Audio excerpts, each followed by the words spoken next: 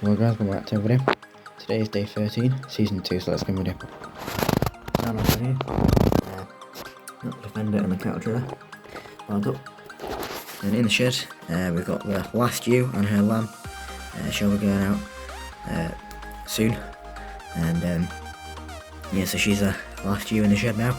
The bale is in the shed because when we put it in the other day, there was obviously ewes who weren't in the pen and lambing yet, so they were having the bale. So when she goes out, the bale will be put into the field, and then from now on all the bales will be in the field until we finish them, as we just obviously split it up for the sheep in the field, but we'd mainly keep the whole bale in here, as it was obviously still use hanging about.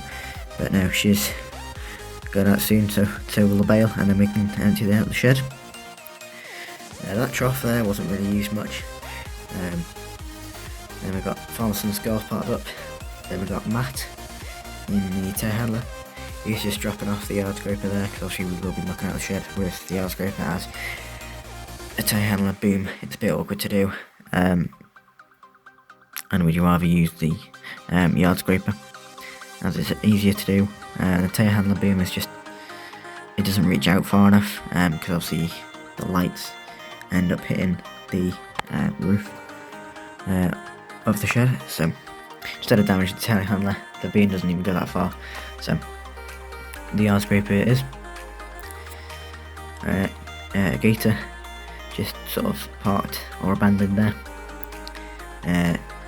Oil tank will be filled up soon, and you may be wondering where the sheep trailer is and how the gator is still parked up but the sheep trailer is not there. Basically it's light enough that you can lift it, so you kind of just lift it over and then you lift it out of the way and take it out, so you don't have to move the gator.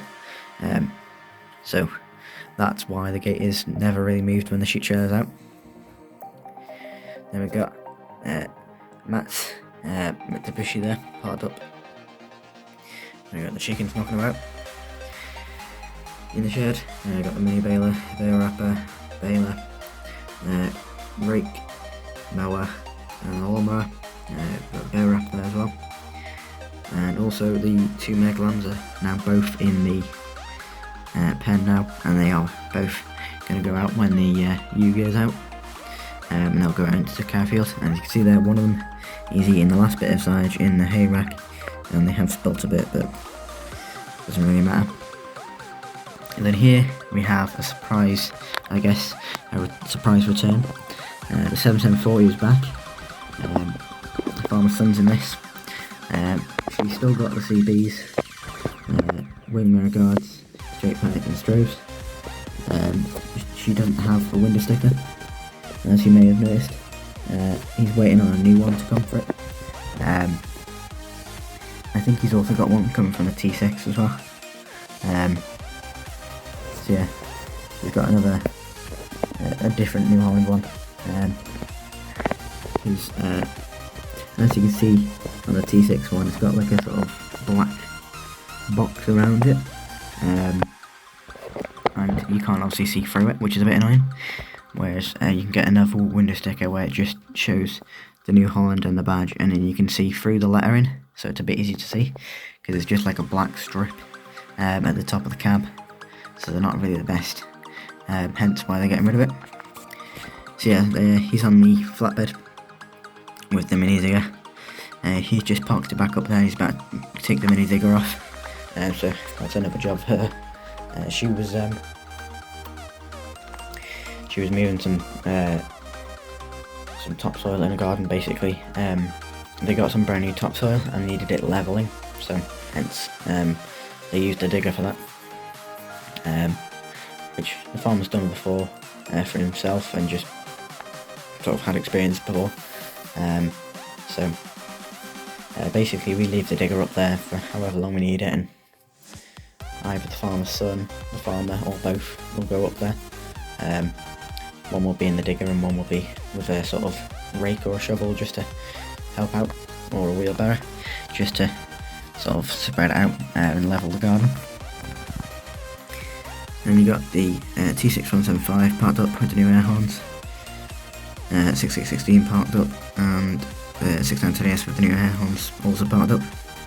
Shell Forger will be coming out soon, in a couple of months, but we will check it before that, just before we take it out. Spear edge cutter, and the fur bags and fur spreader in the back of the shed. In the cow shed, there is no cows now, it's been mucked out, which you would have seen in the stop motion.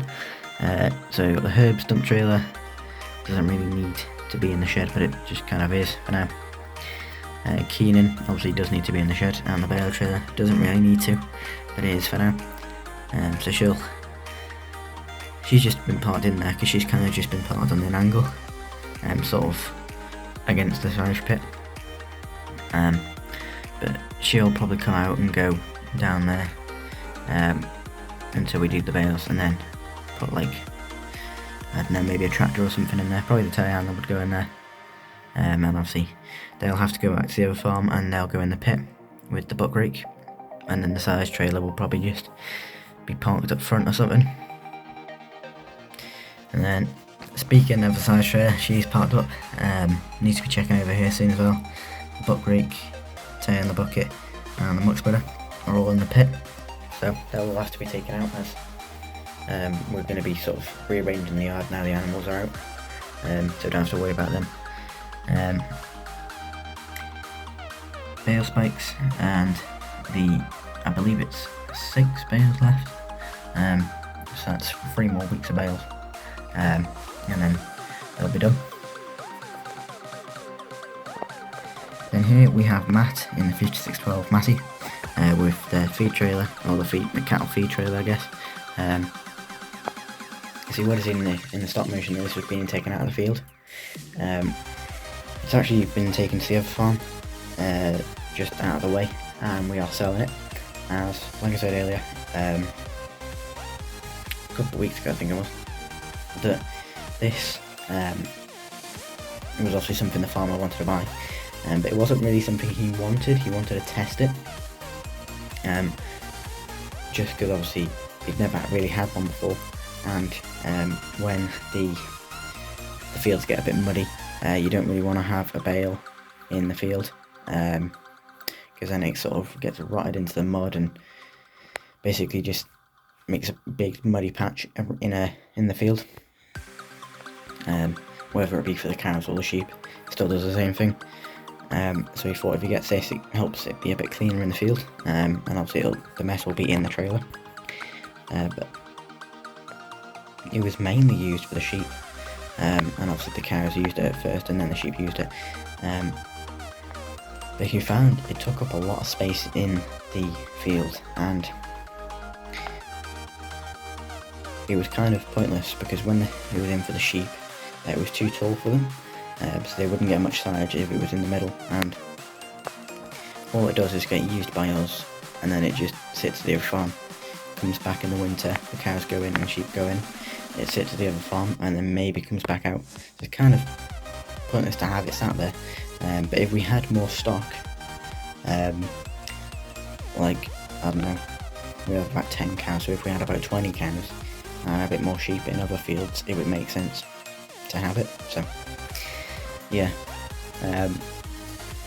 so she will be sold soon, so we'll get a bit of money for that. So yeah, he's obviously doing that to the other farm out of the way. Also, the 5612, I'm not too sure on this, but the 5612 might be going and getting replaced by another tractor. I don't know if it's 100% certain yet, and I don't know what tractor it is. Yeah, the farmer's just been speaking about it, as he's had it for about 4 or 5 years, I think. So 5 years this summer, I believe. So yeah, she's been with us a long time, and obviously the Ford had been with us for about 4 years. So yeah, I think he got the 5612, 6816, 6920S, and then the Ford, and then the T6 and the 71040. So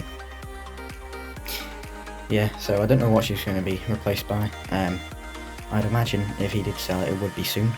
Yeah, so we'll just have to see what it is. I don't even know, so can't really tell you, unfortunately. Yeah, the other chickens and ducks knocking about. It's also, they're sort of used to being in the yard now, because it used to be very cramped when they're in the field. So now they're not in the field. It's not as busy, because obviously with the lambs and ewes and cows and calves in the field, it's quite busy. But yeah, these tend to be staying out of the field now, so it's not as busy, and they've just been there for like the past couple of months, so they're used to the yard, I guess. Double bailifters still there. Then we've got the disco with the sheep trailer, seen this many times. And we've got the farmer there letting out the second to last ewe to be out of the shed, and her lamb into the field. And as you can see, almost everyone is out. And we've got the sheep feeder here with a bit of the bale, and got a couple of ewes and lambs eating that there. And as you can tell, if you look around the field, especially those two there, that one, those two, and these two here, these are the older lambs, so they're getting quite big. And obviously this is one of the, this one's recently been let out with her lambs, and her lamb's just getting a bit of milk there. And then cows and calves are all out in the field. And then instead of using the feed trailer, we've used a ring feeder to keep the bale in one spot. He's moved it that way a bit. It was here, so now it's been moved there. You'll just keep moving it around. But now the past couple of days have been quite dry, so it's not actually getting that muddy around it. But yeah, so you've got a cow there eating the bale, and with the ring feeder it kind of keeps it enclosed, which is good. Save you needing a whole trailer for it. So yeah, there's quite a bit going on the farm today. And then coming down the lane here, I'm not sure if we've seen this tractor before, but it's new to the farmer. He's got a class Arian 660, and he's got his little 1350 high spec soy tanker on the back. I think he's taking it from his outer yard to his farm. Don't see many of these. You see the sort of bigger tankers. Like we've got Connor, we've got NC, stuff like that around the area. So there's not many of these small tankers. And as you can tell, I did quite a rubbish job of a conversion. Tried to make it like the 1350, but didn't do a very good job of it. Probably need to change the tyres and stuff, but hey yeah. So he's just taking that to his farm there. And then we've got a farmer in his Land Rover Defender, a 110, the older one. Looks like Tom's, but Tom's needs a respray and this one doesn't. And he's got a double axle horse box in the back. I believe he's borrowing this from the other farms, as they have a couple of horses there, and obviously R1 is there as well. So this is their horse box, so he's just borrowing it and he's just turning it there. So yeah, there's quite a lot going on, so hopefully the videos will start getting busier, hopefully anyway. So yeah, if you enjoyed this video guys, don't forget to like, comment and subscribe, and